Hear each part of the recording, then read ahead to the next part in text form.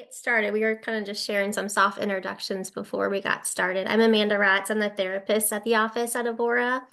And I see adults and kids, and I'm really passionate about mental health. I previously worked for a local school district in St. Louis and started with high schoolers and worked my way all the way down to K1 2. So I got to see what kids are facing most recently in the mental health capacity, social, emotional, behavioral, academic.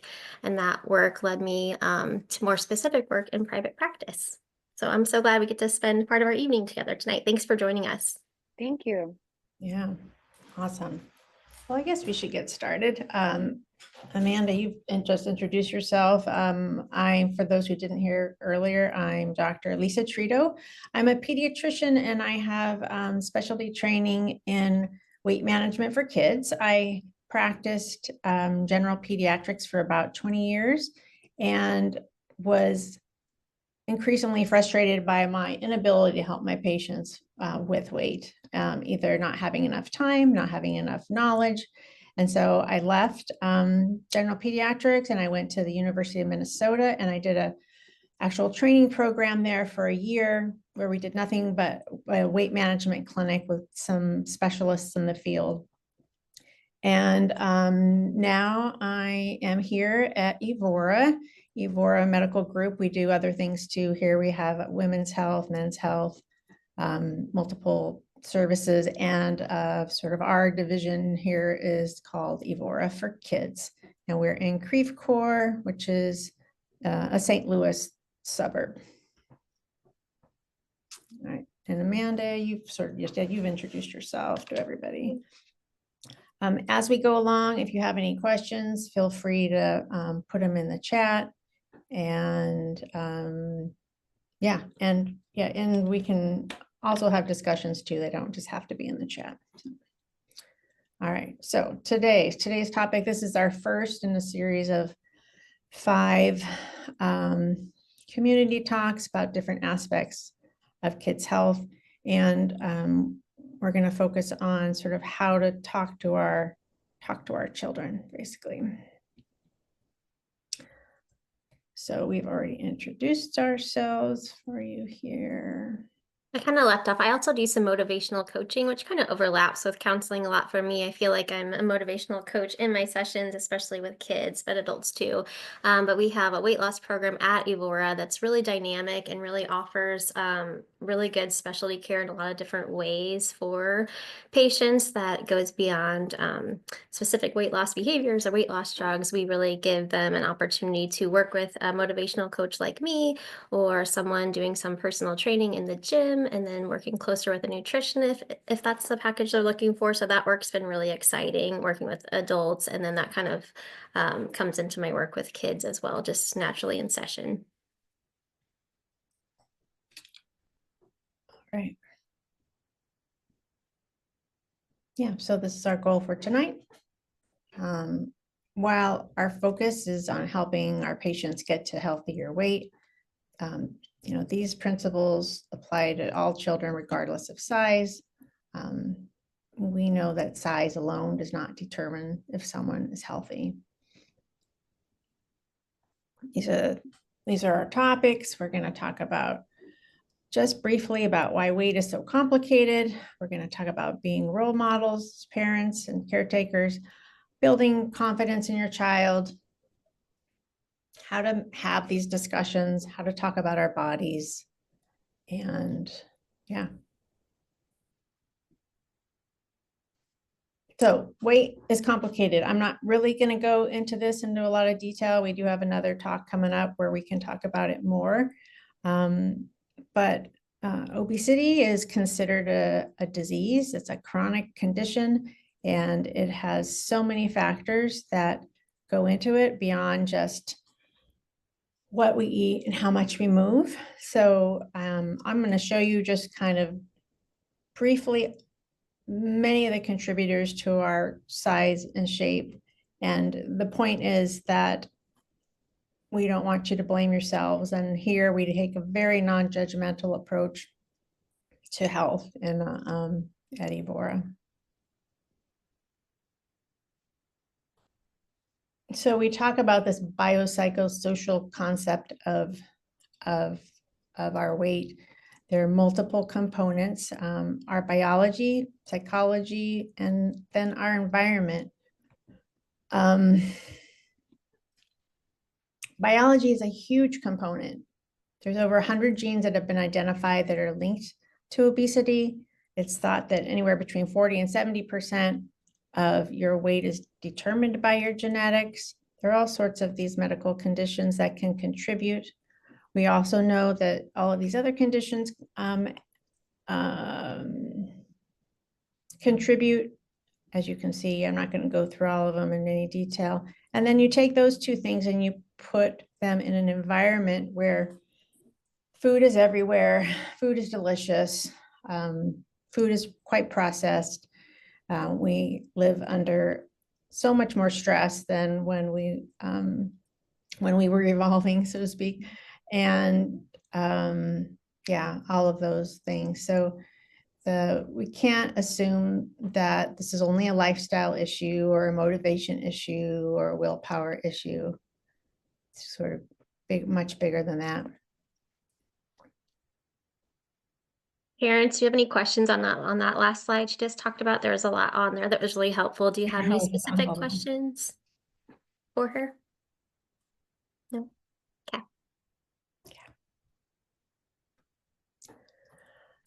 So we talk, how we talk is really important, and we don't use the word obesity in clinic, or it's not on the walls.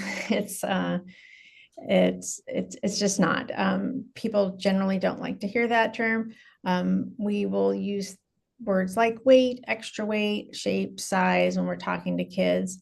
And we also rarely talk about the actual number on the scale or the BMI.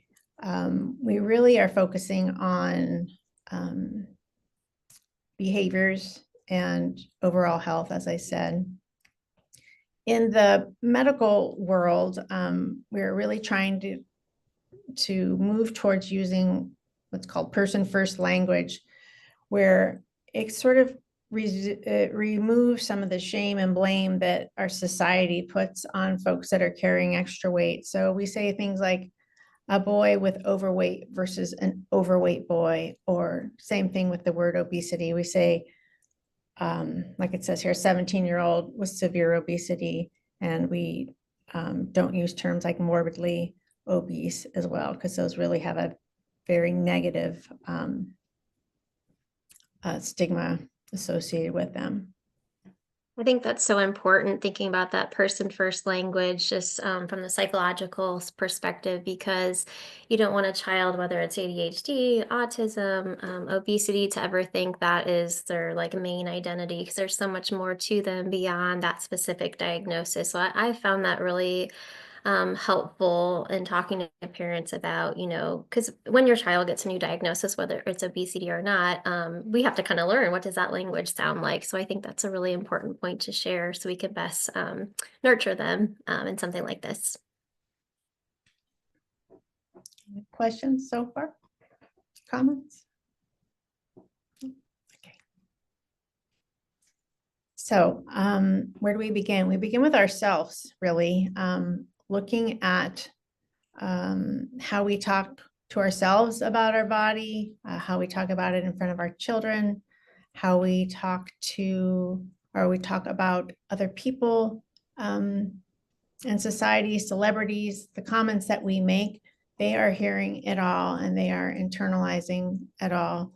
I will just point out, we all have our internal biases. We all do. We don't really realize that we have them. And there's this test that you can go online and take. It's called the Harvard Implicit Bias Test. And it covers different categories, but there's one specific to weight. And it can kind of really help you get more insight into how you think about bodies and weight. And it will just help you be more aware of what you're doing and saying. And Amanda, I'm sure you can elaborate on some things here too. Yeah. I think this is critical because it goes pretty deep. You know, when we're raised, people are talking to us a certain way and they were talked to a certain way. So we can kind of go back generations. And without some really good awareness about what that sounds like and how that kind of forms our own self-confidence, internal dialogue, all of those important things, we really have to become aware of how we're speaking to ourselves as we're modeling how that sounds as parents. Many times we're talking out loud or we are self-sabotaging and being critical of ourselves in front of our kids. And we're human, we're going to do it, we're going to let it all hang out sometimes. But it's really, really important how we model that, because sometimes not only can we model it poorly for our child because we're speaking to us, to ourselves more negatively, but then they can just take what we're saying and kind of start talking to themselves like that. So just be thinking about how you speak kindly to yourself, about weight, about health, about sticking to good, healthy habits, and being proud of yourself for taking the baby steps and not shutting down and not being paralyzed and reaching your health goals. I think it's just something that awareness and just that reflection as parents is it's really important for us. And I love it. Did you get to the bottom of that slide about like how Oh, right. Yeah. So when you're talking about their friends, like, oh, your friend is so kind. She's so patient. He's so patient. Just talking more about what they do and who they are, not on appearances.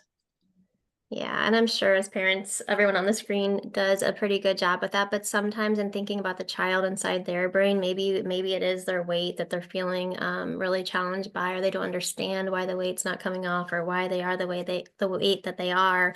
There's so much more to them than their weight. But when I think about the inside of their brain and what they're thinking and what they're focusing on, they can be so hyper focused on the weight in some of those scenarios. So whether it's them and other qualities that they really excel at or that you really celebrate about them, just making sure you're vigilant about verbalizing some of those things, even though you know them in your heart, you know what you love about your child. Spending more time highlighting some of those things outside of their weight that they're feeling really insecure about, or just other people. I loved how your teammate, was such a great cheerleader to you on the field, and just noticing other personality attributes about people in their world. And that brought us right into the next slide about building self-confidence at home. Letting them know that, and I know that this should go without saying, but letting them know that you love them just the way they are. I don't think you can tell them too much. I write down this, say the things that go without saying. Just, you know, random compliments about anything other than shape and size, about what their body can do, versus what it looks like. Mhm. I think it's so good if we just stop and think about, oh, that person in the elevator stopped, and just like instead of it letting being awkward air with someone, a stranger we didn't know in the elevator, they stopped and complimented us and, filled our bucket before we headed in to see a client, things like that. Just thinking about how does it feel to have someone stop and verbalize something positive about you. And I think of mental health like a seesaw. Like if a child's putting a lot of depressing thoughts in their brain, they're going to feel more depressed. If a parent is always in a rush and speaking very anxious like to a child, that child's likely going to be pretty anxious, and that temperature is going to stay pretty similar. So sometimes we kind of have to balance that seesaw out a little bit to pour into the child's bucket. If you can tell as a parent they're speaking negatively about their self, they're isolating a little bit, they just look down, they're carrying them, their shoulders are down, their head's kind of hanging, you can tell as a parent. So anything we can do to kind of perk them up is whether it's us saying to them over and over, I don't really think it can be too much, especially at those ages, 13 and 17, as they're facing a lot of academic pressures, a lot of peer pressures, social media, there's so many things at play. So that self-confidence and that language at home is really critical. All right, questions, comments? Good. All right. So talking about food and eating, kind of depends on the age of your child. So in general, in the office, we talk about diet changes, but I also explain that by diet, I don't mean that things are temporary. A diet means like how we eat. Um, So the younger kids, so things we can say to them is, when we're doing portion sizes or something, we can say something like this, what's the right amount of food for your body? That's going to be for a much younger child, not for a teenager. And focusing on hunger and fullness as opposed to good foods or bad foods. We should talk about food as fuel for our body and giving us energy. And when you have perhaps a picky eater, um, sort of being curious about foods together, things like maybe taking a red bell pepper and a green bell pepper, and I'm thinking, wonder if these taste the same, and what do you think? And you can kind of, just sort of, I don't want to say trick them, but help them explore things together. And it's also perfectly fine to acknowledge that we eat for reasons other than hunger, right? We eat when we're stressed, when we're tired, when we're bored, when we're sad, when we're angry. And if you see that in your child, instead of sort of picking at what they're eating, instead say, hey, you seem like you're upset. Like, how are you feeling? If they're a younger child, and Amanda, you can elaborate for sure, but maybe helping them identify what they're feeling if they don't have the words for the feeling, that can be helpful. Do your best to, staying calm, avoiding judgment, and then, of course, modeling healthy eating behaviors by making changes in the family as a whole and having family meals together as much as we can. Yeah, I think those are really good points. I know we can be really busy in this busy American life with sports and activities and our full-time jobs and all the things. So finding that time to slow down and get a meal on the table where we can not only sit down and enjoy some home-cooked meals together, but create that space where we can have open and honest conversations and check in about the day and just have that time where we can pause and end the day together. One thing I didn't want to forget to share, many years ago, I was sitting in a kind of a behavioral support team meeting at the school I worked at, and we were working on a case where a child was exhibiting some behaviors, and they were just a picky eater, which is pretty common in some younger kiddos along the way. And this specialist mentioned, this wonderful idea that I think is worth sharing. This was focused on little kids, but I think it can really apply K to 12 if you think about it. She was recommending to the family to invite the child to the grocery store. And many times we have our kids tagging along, but as they get older, they start doing more of their own thing, obviously. But this family was like so excited to think like, oh yeah, he could come and he could make choices, put your hands on the corn or decide which is the best color apple, and kind of have it made like a kinesthetic experience where they could feel the food and put it in the bag and kind of be a part of the process and have some ownership in it. And I just really love that example because it was really helpful for that child, but I think it could be really great for any child, picky or not, to have a little choice. Maybe you pick out two healthy vegetables, they get to pick which one they want to try, and then taking it a little further and picking out, two healthy recipes you want to whip together, and they get to decide what's on Tuesday, what's on Wednesday, and then inviting them in the kitchen to maybe help make the crock pot meal or something that's feasible with the time you have. But just giving them some hands-on experience, some ownership, and kind of just finding the joy in eating and giving them a little choice. I thought it was an excellent recommendation. And as you think about older kids, we only have so many years with them to teach them how to cook and kind of model healthy eating that helps fuel our bodies. And by 13 and 17, they might have many other things they want to be doing at those ages, but it's just like thinking about my tiny little eaters. You have to expose them so many times to say, like, let me show you how to cook, or let's cook together. You have to keep putting it out there. And once, they'll come back when they're ready and kind of bite into that opportunity. So I thought that was a really good example to share. Mhm.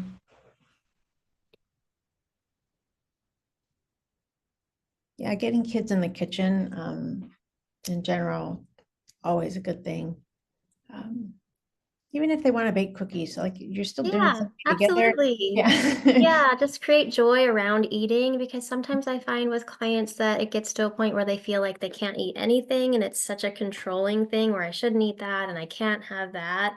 And then people shut down because they think they're standing in front of the refrigerator and they're not allowed to have anything. And so just finding times to create, you know, holiday cookies or whatever it is, but make it fun and create those opportunities. Yeah. All right. Another one of the big pillars in health and kids is activity, right? Exercise, which we don't use the word exercise. Nobody likes that word exercise. We talk about joyful movement. Um, and the focus should be on, again, sort of what your body can do, how movement makes you feel. And again, just modeling, just like you would with food or talk about your body. If you do something that's active, like you take a walk, that you make sure they hear you saying what a better mood you're in because you had that walk. And pointing out what exercise does for us, that it's not related to weight, makes us less anxious, we sleep better, our mood is better, we focus better, we do better in school. Those are all the reasons why we want kids to move. So talking about it in a way that is suggestive of losing weight or earning a treat, that can increase like body shame, and make them less motivated to move. You can look for things to do together. If they're an older teen and they used to enjoy riding their bike, or something they used to enjoy that they don't do anymore, you can kind of bring that back up to them and see if they might want to try that again. And any movement towards movement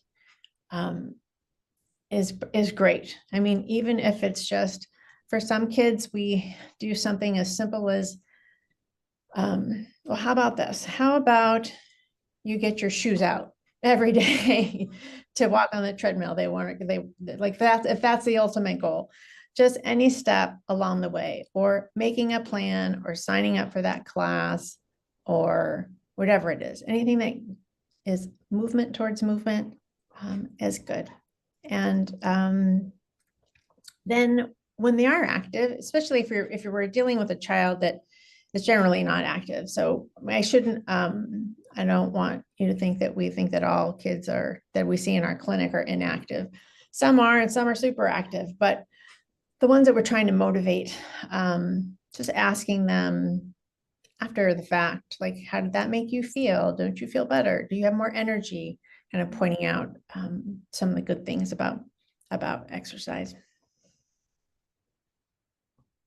I think that's awesome. I also, when I look around in my neighborhood and I see, say, a 13 or 17-year-old walking with their mom or dad or whoever their caretaker is, it always kind of makes my heart skip a beat. I think it's, a healthy thing to do after a long day, whether it's your work day or your school day. I wish I saw more people out there doing it. I think that walking is a great free activity in your neighborhood. And it's also a wonderful way to connect with your child. Many kids this age, 13, 17, everywhere in between, it can be hard sometimes to connect with your child. Sometimes not, but many times, yes, they're a little bit more shut down. They're more private. They don't want to get in trouble. They don't want to share this about a friend. And one thing I would say as a counselor is I'm never really sitting across from someone, especially a child, just with that back and forth reciprocal conversation. If we're thinking about hard conversations, whether it's weight or boys or whatever it is, it takes the pressure off a child to be doing something while you're talking and not have to just be looking at each other waiting for you to speak back on the spot. So walking is very casual. You can kind of feel the temperature of the conversation and see if you can keep providing a space to come back to if they need more support. And walking helps metabolize your cortisol. I always like to tell clients like why walking's so good. It's so simple. If you're able, it's easy on the body and it helps metabolize cortisol, which we're all wanting to lower, and regulate your nervous system. Good.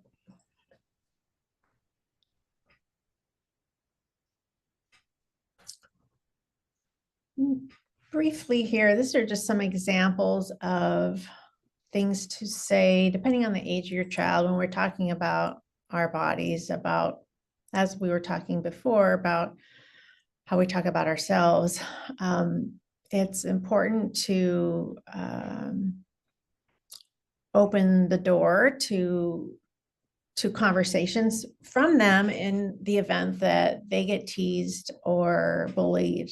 about themselves. And so by talking about um, bodies in a neutral way and pointing out that that some people judge people based on how they look, and that we don't do that. And if somebody is treating you poorly because of your size, you can always come to me and we can talk about it. I think these are critical things to think about and really good examples, especially as we think about bodies changing and going through kind of hormonal changes and comparing our bodies to others at these ages that we're talking about tonight. These are really important values to model. Like, how do we talk about other people? What do we do if we hear something hurtful about our body and things like that?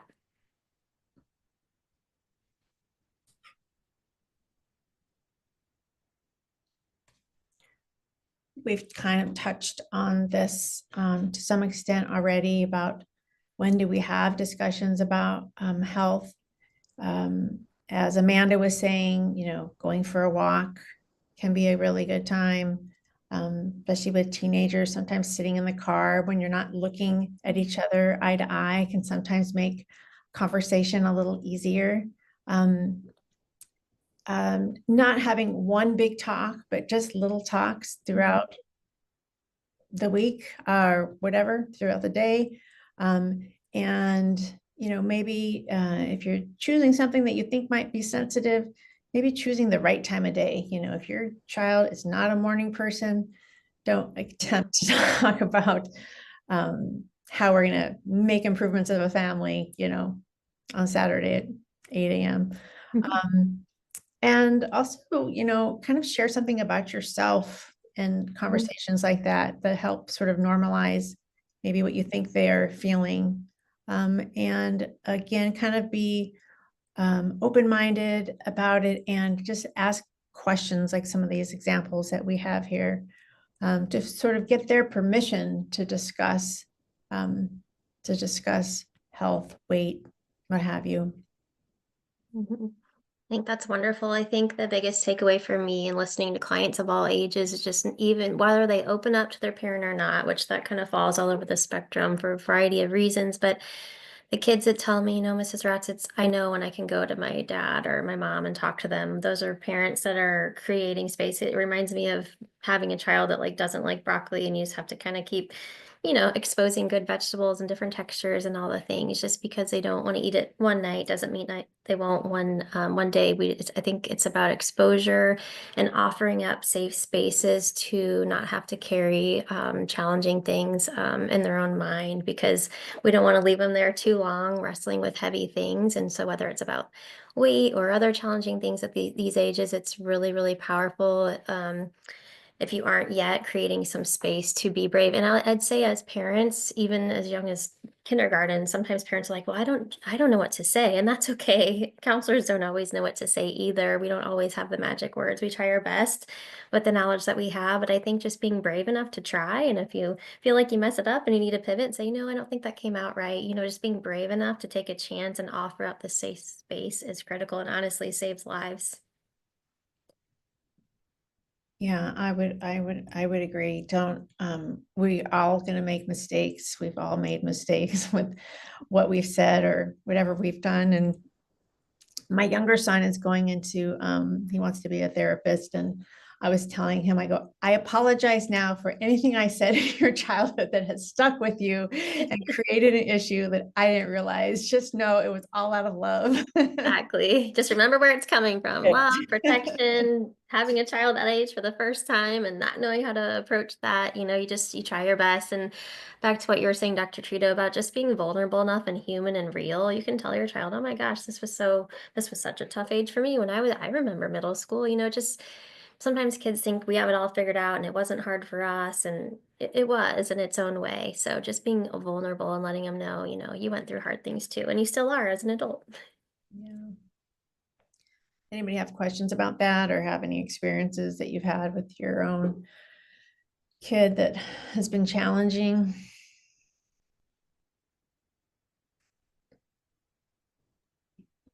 Can you hear me now? Still, Yeah. faint, but I can hear you. I would say one of the hardest things is we talk about sort of truth and love, and how do you help a child? You want to help them improve with whatever, be it their posture, be it their food choices, be it their gait, like, standing up confidently versus slumped shoulders, head to the side. um and how do you do that with a positive thing, and not come off like you're critiquing them? Mm. And then when the behavior doesn't change, we're only doing it to help them for their own future. um at what point do you just drop it and have to just say it is what it is, even though you feel like it's a reflection of you as a parent?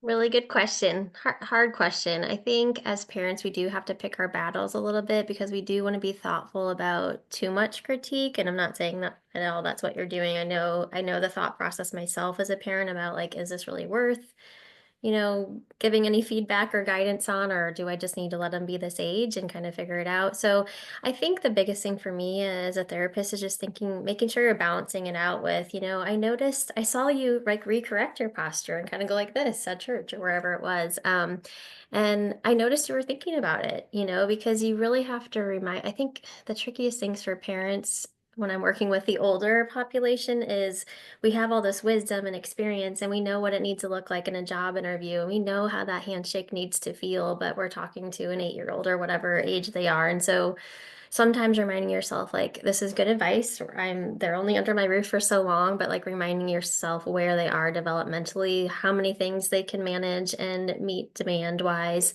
and just trying your best, kind of feeling it out. You're the parent, you know best, but I would just say balancing out with noticing when they are trying to change something. And sometimes maybe you're noticing like they're not able to receive this yet, this is not really important to them. Maybe we'll pick this up in another year or two, and just kind of making sure they don't think overall that you are critical and they can't meet your expectations. Does that make sense? Yes.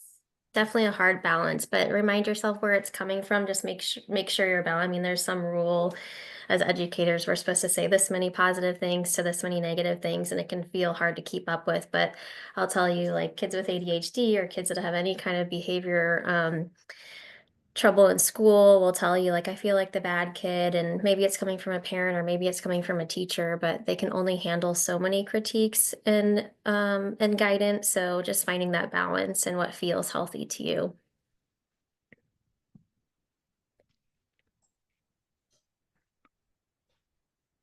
Anyone else? Questions, comments? All right. Well, that was really the gist of our talk. This is just a summary of what we just covered.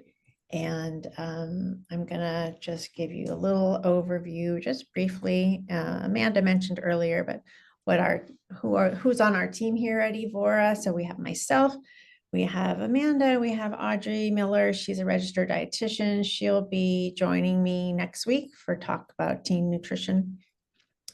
And we have Joni. She is a pediatric nurse and also a personal trainer. We have a small gym here in our office where she does training. And that's sort of our team in the weight management world. So if there are any questions, let us know here. I have a quick question for you guys. What do you guys do whenever you hear your child talking about themselves negatively or talking about their shape in a negative tone themselves? Good question. Do you want to answer that in regards to weight, or do you want me to jump on it, Dr. I'll Tritto? let you get it. Okay. What was I gonna say first? I think it's important to like pause and listen. It's really important not to miss the message of validating their true feelings and beliefs. Like we don't want to tell them to just think a different way, but if they're saying, "Oh, something's wrong with my brain. It just always tells me to do this. I don't know why I did it." Like you can tell they want to please you, but they don't have the impulse control or the maturity to make a different decision yet. It's just important it comes back to that self-confidence building for me. hearing them say something negative and saying something like Dr. Tritto said, like, I'm noticing, how are you feeling in this moment? Like like when she was talking about, I'm noticing that we were talking about they were grabbing food to cope. Like, I'm wondering how you're feeling, just talk about why is it they're feeling that way and kind of sort through it and just try to remodel. Like, it's nice of you to notice these things, and it's really good to learn from these things and be reflective or whatever word matches their age group. But just to make sure you're kind of remodeling it, it's okay to feel like this, but you don't want to think because didn't get up for class in time that you are lazy or unmotivated. Back to that first person talk of, you're someone that felt unmotivated to go to school today, but between you and I, we were able to get there. Just acknowledging what they're feeling and helping them overcome it. If you feel lazy or you feel unmotivated or you feel like you don't like what you see in the mirror, how can I help you reach your goals? Is it me? Can we have more conversations about it? Do you need, if you have this space and the resource for it, do you need a counselor to talk to about it? Do we need to reach out to a provider like Dr. Trito? Like, how can I help you if this is a pattern? Think about this differently. Good question. Yeah. And then how would you suggest bringing up the conversation to, does my child need to see someone like Dr. Tritto? Another good question. Yeah, that is a challenging one. Really some of those open-ended questions with them about, are you concerned about your weight? Would you like to see a doctor that helps with that? I will tell you that when kids come to see me, they're sort of self-selected. They are already ready and everybody's ready to be there. It's very unusual that the parent and the child are going to be on a different page when they come to me. So that's usually quite nice. I had a 7-year-old girl here not that long ago who was really excited to come and learn about, and then in the context was, this is a doctor that helps us be the healthiest we can be. Like that. Yeah, and that's sort of how we talk about goals here. It's more about what's the healthiest version of you, and it incorporates all the things about their lives, not only diet and activity, but mental health, sleep, stress, all the things. And what an opportunity at such a young age as that to have a place that slows down to talk about those things and teaches them from a young age how to build coping skills and things that'll help them reach their goals. Yeah.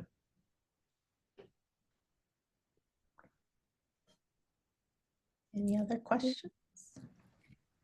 This is Danielle, and I have a question. So my daughter and I went to her pediatrician. I'm going to be in March of 2024. I think it was March.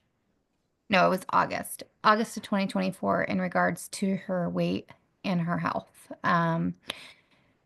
Just because her weight, like not thinking she's so healthy, right? So when we got there to go see the pediatrician, the nurse was with us and asked the reason for us being there. We told her, pediatrician came in, talked to us, like, it's been our pediatrician for 13 years, and she was not very welcoming of the idea. So they said that they would set us up with there's a doctor in Columbia, which is like, an hour and 45-minute drive for us, which is fine.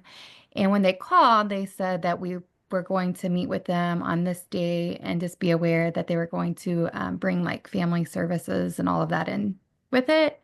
So we steered away from it because we were not comfortable with that, as it's not like she's not neglected, nothing like that. It's more of, she is outgoing. She does play softball. She does play basketball. She does do all the things. So I think it was more scary to her father, I, and her that they were going to include. There was like several different people that they needed to bring in and speak to us, like this family services, all kinds of different things. So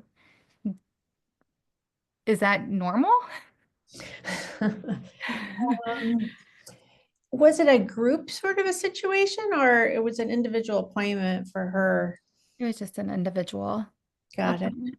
Yeah. I don't know what they meant by family services, so that doesn't sound common. I wish I had the list of the 4 people that they had to bring in to talk. It could have been like a social worker, Mhm. and I would guess that it was probably wasn't like they're suspecting that there's something wrong with, her parenting or environment, but our social status can really affect weight. So kids that, where there's not enough money for groceries to get to the end of the month, or they live in a neighborhood that's not safe and they can't get activity. So we do try to look at what's called the social determinants of health with everybody, and just making sure that those are covered, that you're not needing some assistance in that way. That's what I would guess that is, but I think you're right. It was a social worker. That's what they okay. had as a social worker. And the Yeah. social worker could also be serve as a therapist role too. So it's hard to say what I guess that just like is. instantly going to that, it was like, whoa, like we are literally here to talk about her health, right? Yeah, Mhm. I And it was get it. like, okay, we're setting up an appointment. And my ex-husband and I, like, we get along great. And we were talking about it. And he's like, I don't feel comfortable doing that. So we kind of backed away from it. But I Yeah. didn't know if that's like the protocol. Is that like what has to be done? In Yeah, I don't our think that practice, sounds normal. yeah, in our practice, that's not how we do it. Where I trained in Minneapolis in our weight management clinic, every new visit was a visit with the doctor and the dietitian. So there was that, but we didn't do all that other stuff. It was more like once we got to know you, we decided what you needed. So, and how we are doing it here at Evora is really you can start with just me, and we look at all the things and decide what is best for your child. Good. Yeah, and we do telemedicine too. I would like to see them in office at least, every so often, depending on what's going on. But we can do some telehealth, like follow-up visits too. Thanks for sharing that experience. That's helpful for us to hear. Yeah. So, Dr. Trito, there's a question in the chat just about how you move forward to do the first meeting. So if you want to explain how that Okay. works, how someone could get scheduled with you.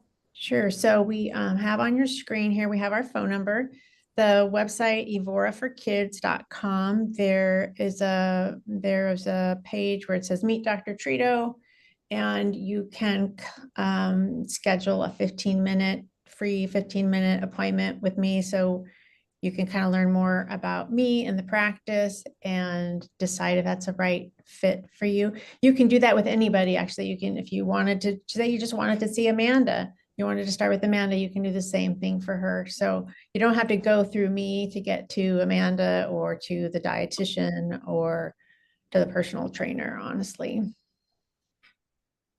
Let's see what else.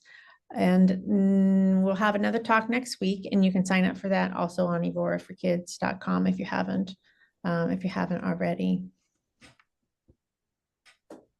Do any of these talks, do you recommend the kids coming to any of them, or no? Is it strictly for parents? I think this would be strictly for parents. Okay. Good It's question. really nice to be able to have conversations without parents. In fact, I really enjoy having that 15-minute meet and greet prior without a parent.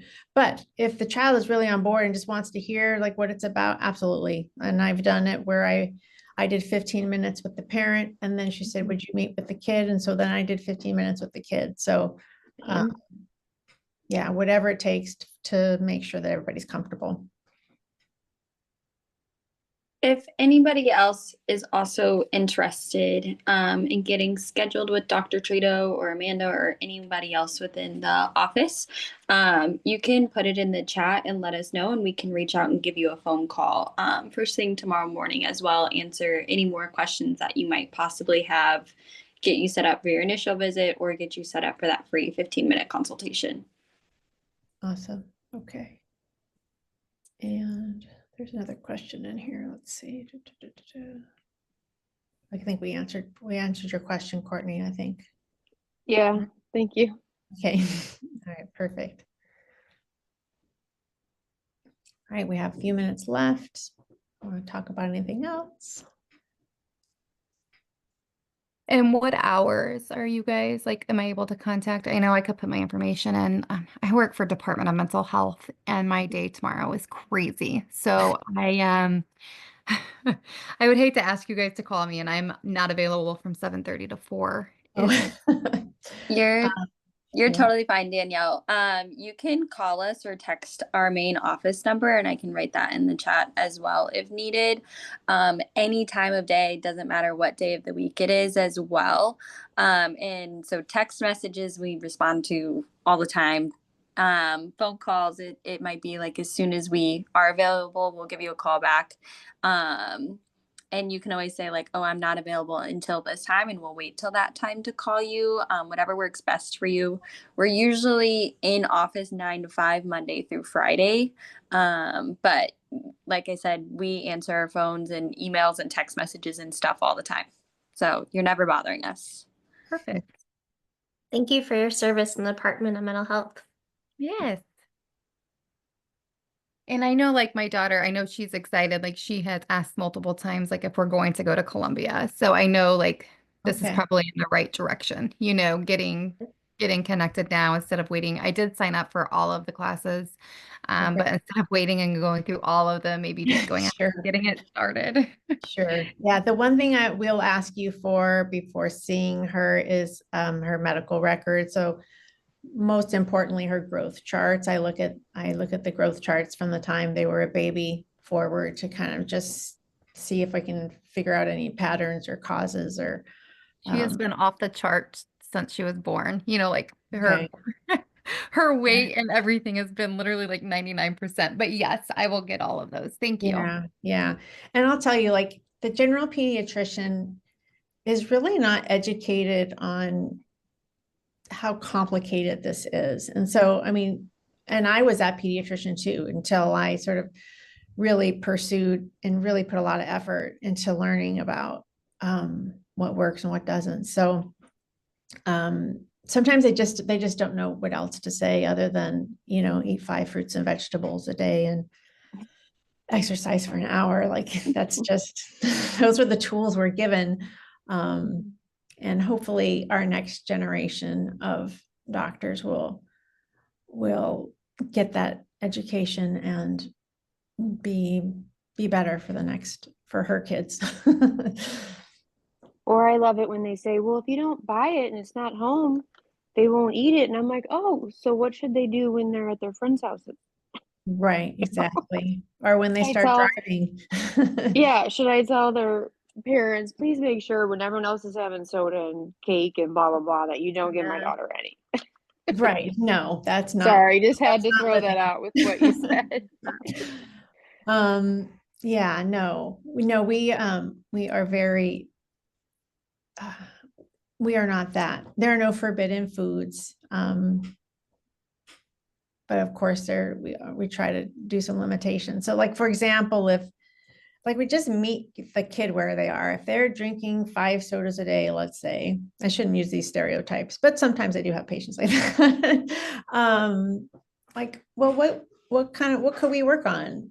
Could you do 4 a day? And they'll be like, yeah, I could do that. And that's where we start. So it's not prescriptive at all. We really are doing what is going to work for the kid, and the kid has to also agree, so I'm not going to tell them to do something that they're just absolutely not willing to do. For example, my 7-year-old that I saw, we found out she was having either chocolate milk or strawberry milk at lunch. And she was putting her foot down on, she was not going to have white milk, not one day a week. So we let that go. So yeah, we'll figure it out. Takes time. And small changes are the ones that are sustainable. The whole point is to be making changes that we can live with for the rest of our lives. So, and we should be able to go to birthday parties and have cake and